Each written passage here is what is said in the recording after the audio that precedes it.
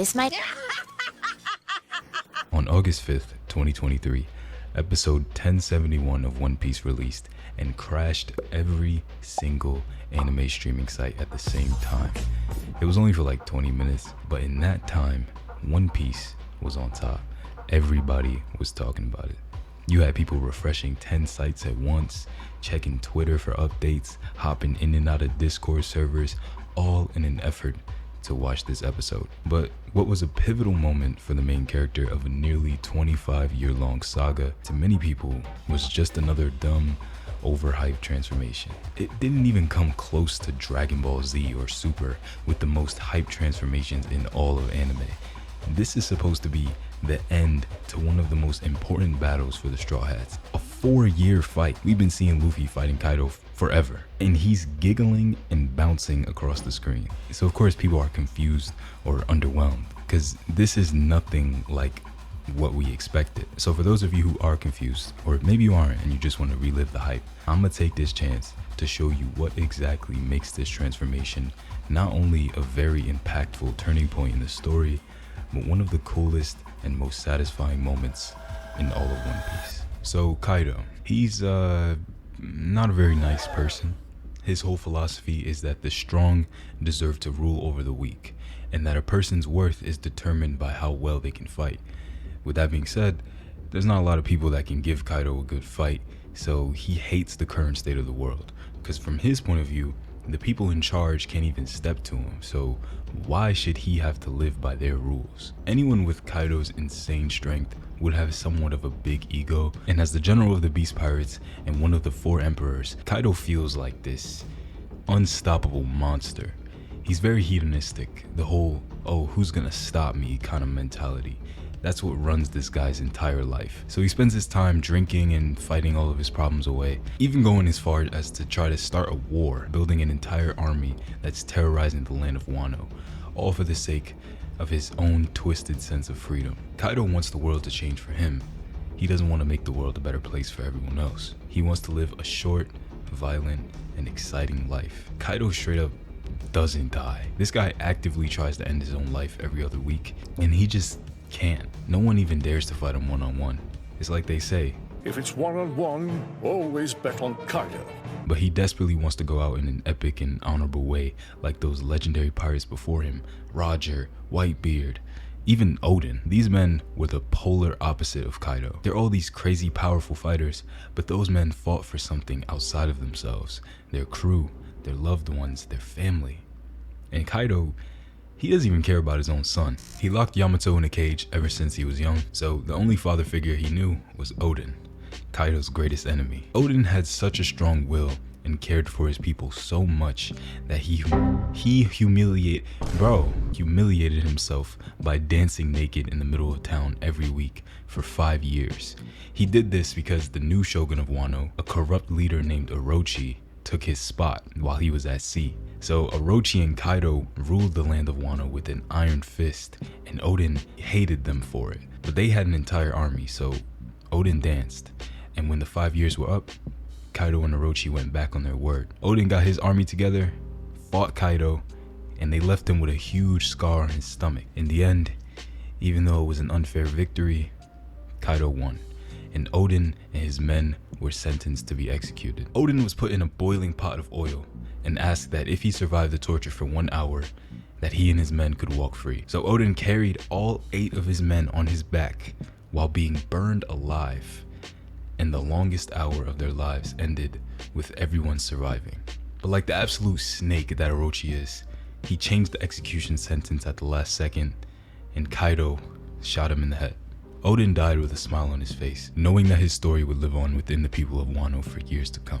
So even though Kaido tried to train Yamato to be like him, Yamato learned the story of Odin and decided to literally become Odin, So despite his obviously feminine features and being born as a girl, he wants to be known as a powerful, strong-willed man that protects others no matter what it costs for himself. So imagine your own child having that little respect for you. Even though you're this supreme ruler, warrior, tyrant, famous pirate, you can't even win the heart of your own flesh and blood. Kaido thinks that dying is the only way his life will truly amount to anything. So his plan is to make a crew of the strongest devil fruit users and wage an all-out war on the world government.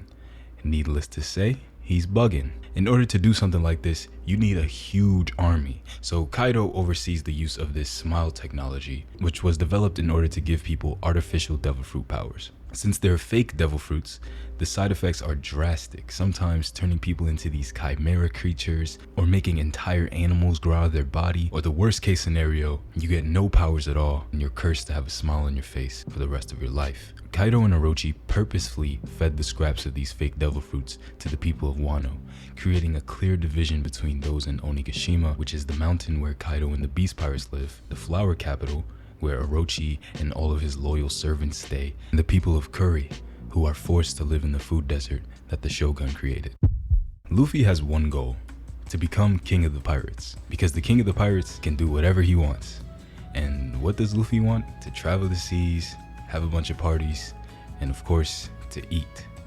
A lot. So when the Straw Hat Pirates arrive on Wano and learn from the residents how unfair and divided this land is, how the people are forced to smile and laugh while suffering on the inside every single moment of their lives and eating poison just to survive, Luffy is understandably pissed. So he's going straight to the biggest, toughest guy and he's gonna kick his teeth in.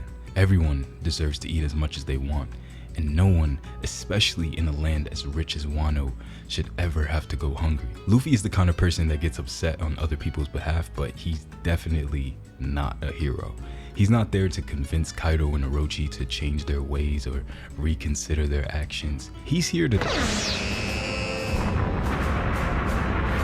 Yeah, pretty much. The thing is though, Kaido is really strong, like really strong. So while Luffy is doing everything in his power to take this guy down, Kaido sees this as another good, fun fight where he can finally let loose and feel alive again. Luffy gets embarrassed like 87 times in a row. He's tagging in all types of reinforcements like Zoro, Law, Kid, even Oden's son Momonosuke, and Oden's other son Yamato. Luffy ends up using every single one of his transformations, called gears, in order to try to take Kaido down. He leaves a few scratches and bruises here and there, but Kaido is just unstoppable. As the fight is coming to its conclusion, with both sides seeming to finally get a little worn out, the world government has a very important message for Cypher Pole Zero, which is basically their most powerful secret agents, who are stationed on Wano for a very hush-hush, top-secret mission. But it seems like that mission has to be put on hold, because something way more important, something that will shake the entire world as we know it, is about to happen in that battle on the rooftop. The 5 elders are talking to the CP0 agents, and they're basically like, yo, this fight is over. You gotta go in there and you gotta do something, because we probably won't be able to deal with the aftermath, so handle that. So obviously nobody except the world leaders know what's really going on, but one thing they do know is that you don't mess with the government. So this guy with the cool hat has to go in and stop the fight. And it's honestly a lose-lose situation.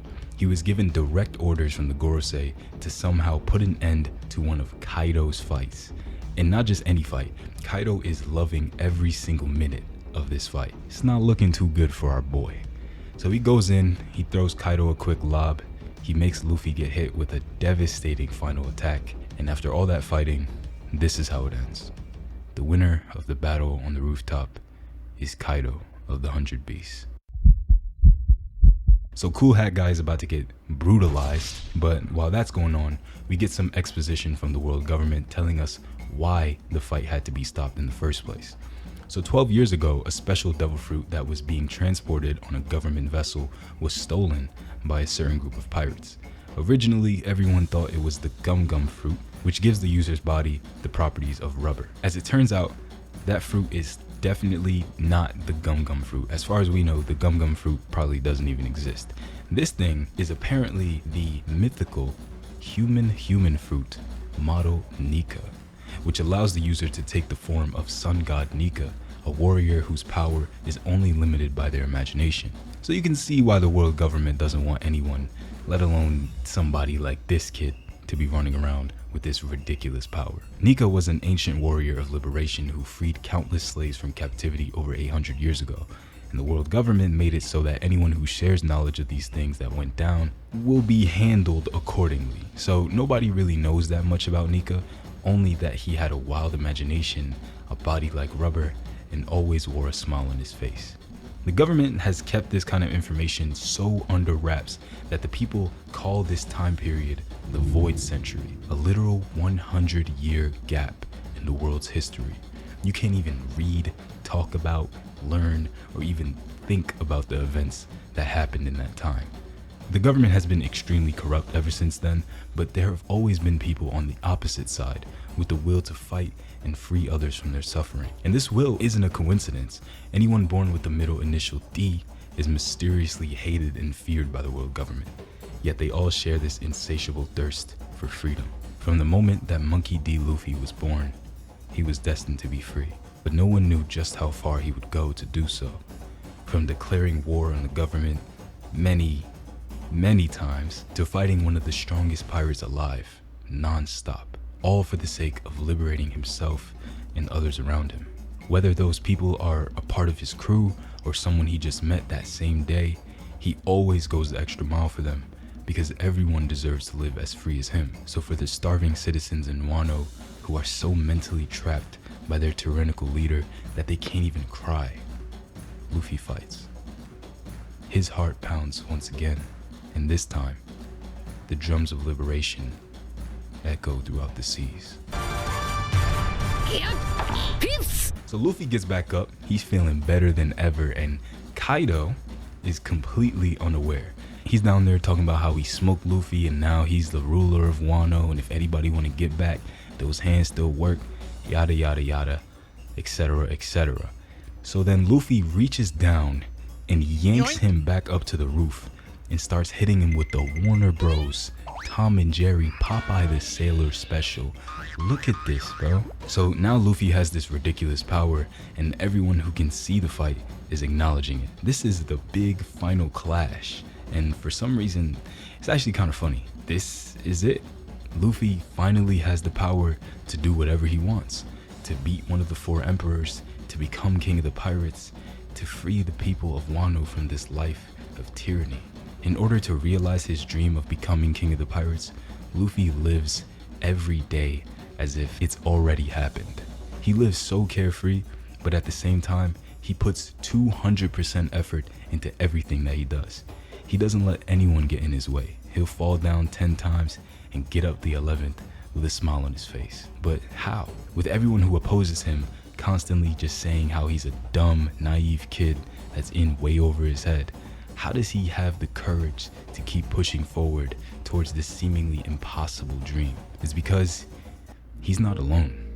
He doesn't want to become the freest man in the world by taking everyone else down. He wants everyone to realize their dreams too, so he fights to keep their dreams alive, because dreams are what create the future. Freedom doesn't ask for permission. Someone who is truly free breaks through and shouts at the top of the highest peak of the tallest mountain.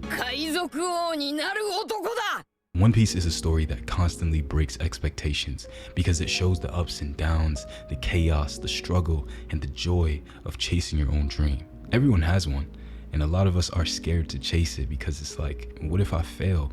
What if it's all for nothing and I'm just wasting my time?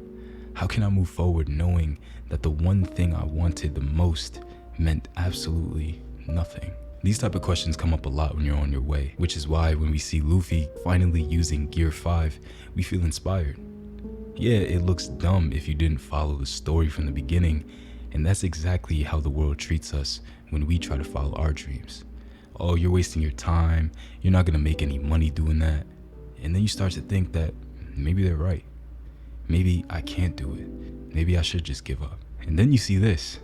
Luffy laughing hysterically without a care in the world because he has the power to turn his dreams into reality. A power he always had dormant inside of him ever since he dedicated his life to becoming the king of the pirates. It took so many sacrifices for him to finally reach this peak, and his story still isn't over. So we look at ourselves and we say, you know what? I could do that too. I mean, I probably can't like use Gear 5, but I can see this through to the end and not care if people laugh at me or call me naive. Because I'm on my way right now. And pretty soon, I will be the one with a huge smile on my face. Because now... First off, I gotta shout out my patrons this month. Gwen, Biomon, Jaslyn, Jonathan, and Teo. Love you guys. Thank you for supporting my dream. If you don't watch One Piece, but you watch this video all the way to the end, drop a pirate flag emoji in the comments, because you are the coolest person alive.